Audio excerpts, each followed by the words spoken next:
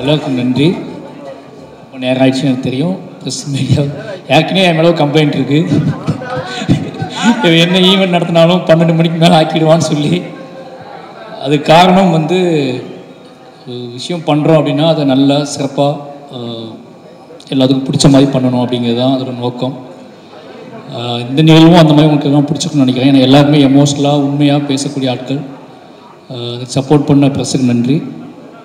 முதல்ல வந்து நிவாஸ் பிரசன்னாவுக்கு நாங்கள் வந்து மொமெண்டோ கொடுக்கல. ரஞ்சித் அண்ணா மேலே நிவாஸ் பிரசன்னா மேடைக்கு வரோம். சூப்பர், நல்ல ஒர்க், எல்லோரும் பேசிட்டாங்க. நான் ரொம்ப நாள் நினச்சிட்டு நம்ம பேசக்கூடாது, எல்லாம் மற்றவங்கள பேச வைக்கணும் அப்படின்னு சொல்லி எல்லோரும் பேசிட்டாங்க. நிவாஸுக்கு ரொம்ப நன்றி. உன்னோட டே நிறைய விஷயம் என்னோடய ஆர்டிஸ்ட் என்னோடய டீம் பற்றி எனக்கு நல்லா தெரியும். நம்ம கடைசியாக பேசுவோம், டைம் இருக்காதுன்னு சொல்லி. அதனால தான் அந்த ஏவி பண்ணோம். அந்த ஏவியில் வந்து நான் கிட்டத்தட்ட எல்லாத்தையும் பற்றி பேசிட்டேன். இப்போ அடுத்தடுத்த இன்டர்வியூவில் நம்ம அவங்களை பற்றி பேச போகிறோம். அதனால் என்னுடைய எல்லா ஆர்டிஸ்ட்டுக்கும் ரொம்ப நன்றி. முக்கியமாக நான் அந்த படத்தை பற்றியும் இந்த படத்துக்குள்ளான விஷயங்களை பற்றி நான் உங்களுக்கு பேசிடலாம் நினைக்கிறேன். இவ்வளோ நேரம் இவங்க பேசாத விஷயத்தை நான் பேசினா தான் உங்களுக்கு பிடிக்குன்னு தெரியும் எனக்கு. ஃபஸ்ட்டு இந்த மேடையில் நான் உங்களுக்கு ஒருத்தர் அறிமுகப்படுத்த ஆசைப்பட்றேன். இந்த படத்தின் மூல காரணம், இந்த படம் உருவாவதற்கு, இந்த படம் வந்து இவ்வளோ பெரிய விஷயமாக நான் வந்து இந்த படம் பண்ணணும்னு ஆசைப்படுறதுக்கு எல்லாத்துக்குமே காரணம் பணத்தை கணேசன் அப்படிங்கிற என்னோடய அண்ணன் தான். சின்ன வயசில் என்னோடய ஹீரோ அவர், நான் கபடி வெறி பிடிச்சி அலையும் போது அவர் பேர் கேட்டு ஓடியிருக்கேன். அவர் போஸ்டர் பேரில் ஒட்டியிருக்கேன், செவுத்தில் அவர் பேரை எழுதியிருக்கேன்.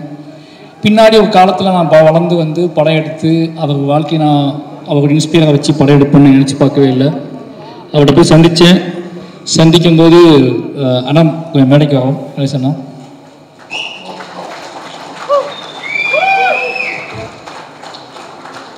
தூத்துக்குடி மாவட்டத்திலேருந்து கிளம்பி வந்து உழைப்பாளையும் திறமையாலையும் நேர்மையாலையும் பெரும் போராட்டங்களுக்கு இடையில் வெற்றி பெற்ற நிறைய இளைஞர்களோட கதை. அதில் 2 பேரும் மேடையில் நிற்கிறோம். இதுதான் பைசனோட கதை. இந்த நேரத்தில் ஏன்னா தெரியல எனக்கு என்னென்னா என்ன சொல்கிறதுன்னா ரொம்ப எமோஷ்னலான நேரம். நான் அங்கேருந்து கிளம்பி வந்து இவ்வளோ நாள் என்னோட கதையை சொல்லிக்கிட்டு இருந்தேன், எல்லாம் கேட்டுட்டு இருந்தீங்க. இப்போ பைசனில் நிறைய இளைஞர்களோட கதையை சொல்லியிருக்கேன். அதில் முதல் மெயின் மூல காரணம் அண்ணன் கணேசன். அது மட்டும் இல்லாமல் கணேசன் வந்து இந்த படத்தில் நான் அவர்கிட்ட கேட்டேன், இதை உங்களோட கதையை மூலமாக வச்சுக்கிட்டு நான் நம்ம ஊருக்கு நம்ம இளைஞர்களுக்கு ஒரு கதை சொல்லணும்னு ஆசைப்பட்றேன். அது என்னோடய ஸ்டைலில், என்னோடய அரசியல் பார்வையில், என்னோட புரிதலில் இந்த கதையை நான் சொல்லணும்னு ஆசைப்பட்றேன். இதுக்கு உங்களோட ஒத்துழைப்பு எனக்கு வேணும்னு கேட்டேன். அவர் நீ பண்ணாத கரெக்டாக தான் சொல்லுவேன், என்ன தேவைன்னு தான் சொல்லுவேன், அதனால் நீ எடுத்துக்கோன்னு சொன்னார். என்னை நம்பி அவரோட கபடியையும் அவரோட உழைப்பையும் வெற்றி எனக்கு கொடுத்தாரு. முழுக்க இந்த படத்தில் அவரோட கபடியும் வெற்றியும் உழைப்பையும் எடுத்துக்கிட்டு, அது மட்டும் இல்லாமல் என் கூடவே வந்து முழுக்க துருவியும் சரி, மொத்த கபடி டீமையும் சரி, இந்த கபடியை உருவாக்குறதுக்கு அண்ணன் தான் காரணம். எனக்கு கிரவுண்டு போடுறதுலேருந்து எல்லா வேலையும் அவர் பார்த்து கொடுத்தாரு. நிச்சயமாக அண்ணன் எது சொல்கிறது, அவர் இல்லை அப்படின்னா இந்த படத்தை எடுத்துக்க முடியாது. அதான் மெயின் ரீசன். ஒரு பெரிய தூணாக இருந்து என் கூடவே வந்து பண்ணார். ஆனால் அவருக்கு எனக்கு என்ன கதை பண்ணிகிட்டு இருக்கேன் நான்லாம் தெரியாது. நம்ம கபடியை படம் பண்ணிட்டு இருக்கான்னு தான் தெரியும். என் மேலே முழு நம்பிக்கை வச்சார். இந்த படத்தோட வெற்றி, இந்த படத்தை ப்ரொடியூசர்ஸ் பார்த்தாங்க, ரஞ்சித் அண்ணா பார்த்தாரு, என்னோடய டைரக்டர் பார்த்தாரு, என்னோடய நண்பர்கள் பார்த்தாங்க, என்னோடய அசிஸ்டன்ட்ஸ் பார்த்தாங்க. இவங்க எல்லோரும் என்னைய படம் பார்த்து முடித்த உடனே பயங்கரமாக ஒரு சக்ஸஸ் ஃபீல் கொடுத்து ஹக் பண்ணிட்டு போனாங்க. பட் அந்த படத்தை இவர் பார்த்துட்டு என்னை கட்டி பிடிச்சி முத்தம் கொடுத்தது தான் என்னோடய பெரிய வெற்றியாக நான் பார்த்தேன். அந்த இரவு நாங்கள் 2 பேரும் தனியாக இருந்து அந்த முழு இரவையும் கொண்டாடணும். அந்த இரவில் தான் அந்த படம் ஒரு வெற்றி அடைஞ்ச படமாக நான் உணர ஆரம்பித்தேன். ரொம்ப நன்றி. இந்த நேரத்தில் அண்ணனுக்கு எங்களால் இந்த அண்ணனுக்கு கௌரவிக்க விதமாக ரஞ்சித் அண்ணன், Ameer sir, Lal sir, Subeer sir மேடை கூப்பிடுறேன். Dhruv stage, Sameer sir please come on stage. Thank you. ஆயிடுச்சு. பைசன் ரொம்ப எமோஷனலான படம். முதல்ல நான் சொல்லிட்டேன், மறுபடியும் சொல்லிட்டேன், எல்லாத்துக்குமே நன்றி. கபடி பிளேயர்ஸ் அண்ட் டீம், என்னோடய அசிஸ்டன்ட் டைரக்டர்ஸ், என்னோட ஆக்டர்ஸ் எல்லாத்துக்குமே நன்றி. ரஞ்சித் அண்ணா, அந்த நாள் ஞாபகம் மறக்கவே முடியாது. பெரிய பெருமாள் நான் வந்து நீங்கள் ஃபஸ்ட்டு பார்த்துட்டு ஒரு மழை நாளில் எனக்கு லவ் யூ மெசேஜ் அனுப்புனீங்க. அந்த நாள்லேருந்து இந்த பயணம் தொடங்குது. அன்னையிலேருந்து நான் நம்பிக்கையாக எல்லாம் பண்ண ஆரம்பித்தேன். நீளத்துக்கு திருப்பி நான் படம் பண்ணணும் அப்படிங்கிறது உடனே பண்ணணும்னு ஆசைப்பட்டது. அது தள்ளி தள்ளி போயிட்டு இருந்துச்சு. அது பெரிய என்ன சொல்கிறது, எனக்கு அது பெரிய பெயினாகவே இருந்துச்சு, குற்ற உணர்ச்சியாகவே இருந்துச்சு. ஏதோ பெரிய வாழ்க்கையில் தப்பு பண்ணுறோமோன்னு தோணிகிட்டே இருக்கும். ஏதோ வழியில் பைசன் பண்ணிட்டேன். பைசன் நான் ஸ்டார்ட் பண்ணும்போது ரஞ்சிதனாட்ட சொன்னேன், வேறு ஏதாவது கதை பண்ணலாம், இது ரொம்ப கஷ்டம், சொல்ல முடியாது. இந்த படத்தோட போக்கு வந்து உங்களுக்கு எனக்கும் கூட சண்டே கொஞ்சம் பயமாக இருக்கேன். அந்த பட்ஜெட் இஷ்யூலாம் உங்களுக்கு இந்த படத்தில் படத்தை பண்ணலாம், வேறு ஏதாவது படம் பண்ணலான்னு சொன்னேன். அப்போ அண்ணா சொன்னார், டேய் இந்த படம் இப்போ பண்ணலாம், எப்படா பண்ண போகிறேன், இந்த படத்தை நீ பண்ணு பார்த்துக்கலாம், இந்த படம் பண்ணியே ஆகணும். இன்னைக்கு நம்ம 2 பேரும் சேர்ந்துருக்கோம், நம்ம மறுபடியும் சேர்றோம் அப்படின்னா நீ சமூகத்துக்கு நம்ம என்ன கொடுக்கணும் அப்படின்னா இந்த மாதிரியான காத்திரமான ஒரு படம் தான் கொடுக்கணும், இதை படம் ஸ்டார்ட் பண்ண அப்படின்னாரு. அதுக்கப்புறம் முழுக்க சுதந்திரம் தான். எப்போவுமே எனக்கு ரஞ்சித் எவ்வளோ தெரியல, பெரிய ரஞ்சித்தன்ட்டு ஆரம்பிச்சதுனால எனக்கு எல்லா ப்ரொடியூசருமே ஒரு பெரிய சுதந்திரம் கொடுப்பாங்க. இந்த படத்துலேயும் அந்த மாதிரி சுதந்திரம் தான். அப்ளாஸும் சரி, நீலம் ஸ்டுடியோஸும் சரி, எல்லாரும் மிகப்பெரிய சுதந்திரத்தை கொடுத்தாங்க. அந்த மிகப்பெரிய சுதந்திரத்தின் அடிப்படையில் எடுத்தது தான் பைசன். அதனால் எல்லாத்துக்கும் ரொம்ப நன்றி.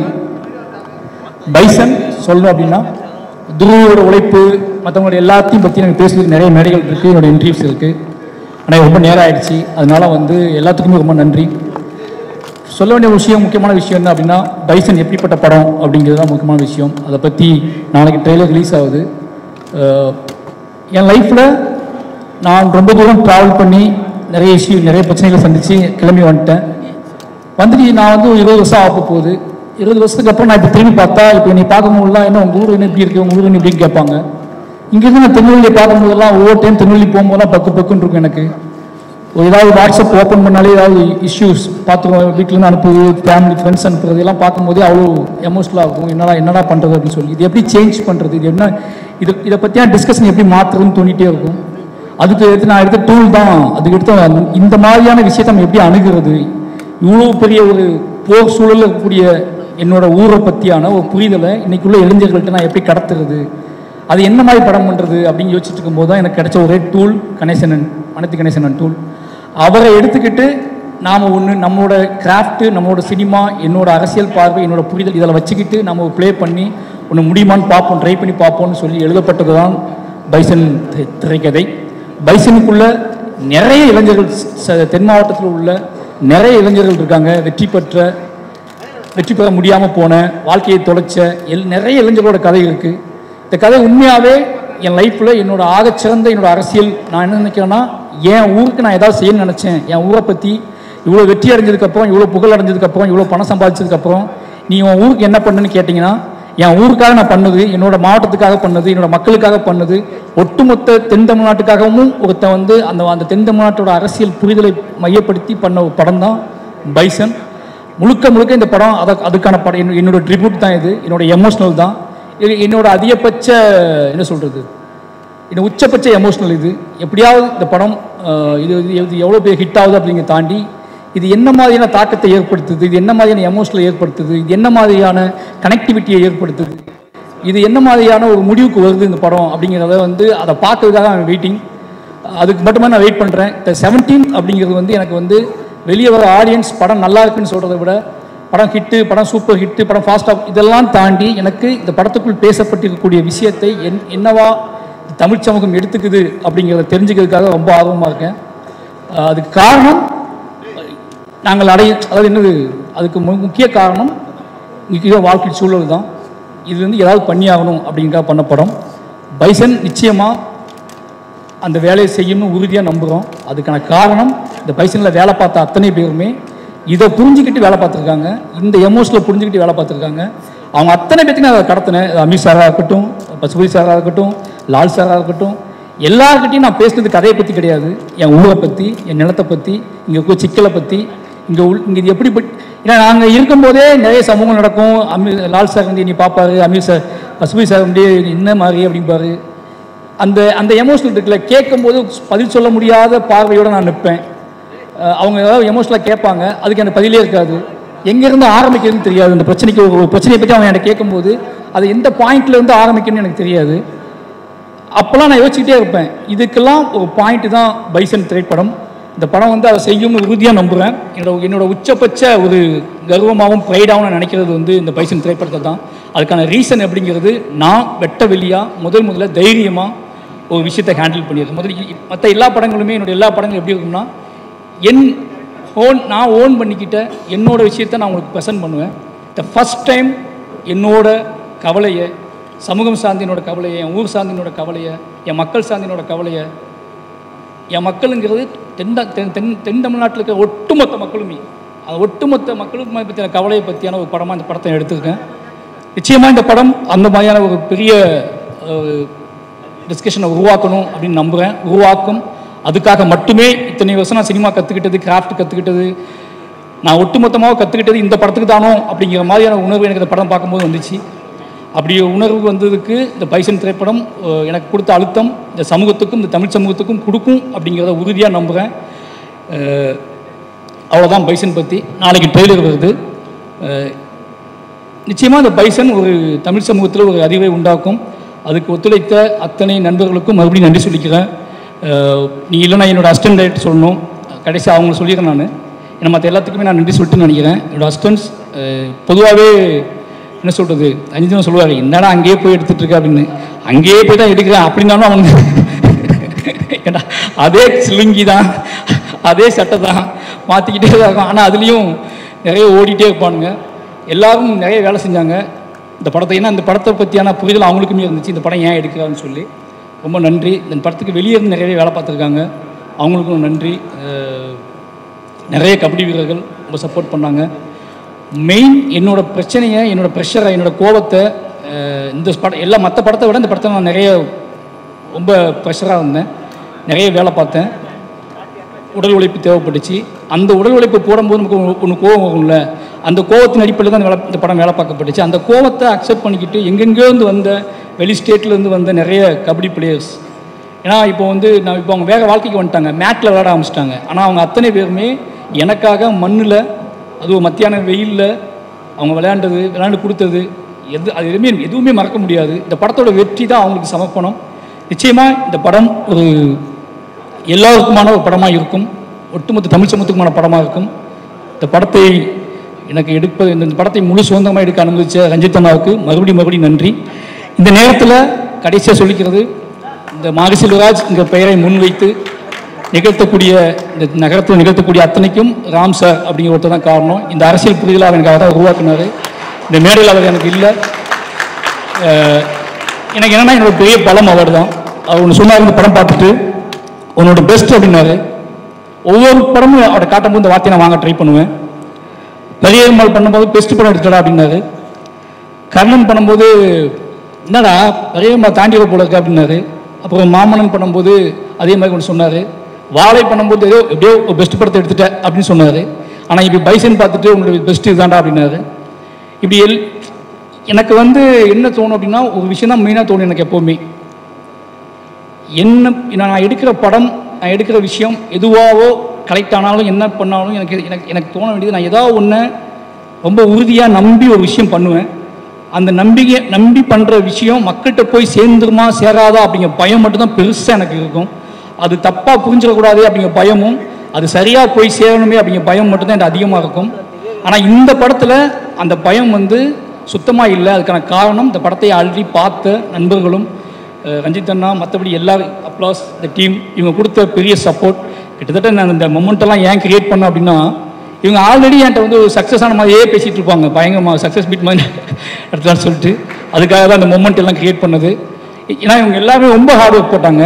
அப்போ நான் ஏதாவது வெறுமனை இவங்களை எப்படி பண்ணுறது அப்படிங்கும்போது தான் ஏதாவது ஒன்று பண்ணி அவங்களுக்கான நன்றி நம்ம தெரிவிச்சிடணும் அப்படிங்கிறதுக்காக தான் அவசரமாக இந்த இதெல்லாம் கிரியேட் பண்ணுது. நிறைய பேருக்கு கொடுக்க முடியல. அதுக்கான காரணம் இது நேற்று ரெடி பண்ண ஆரம்பித்தோம்.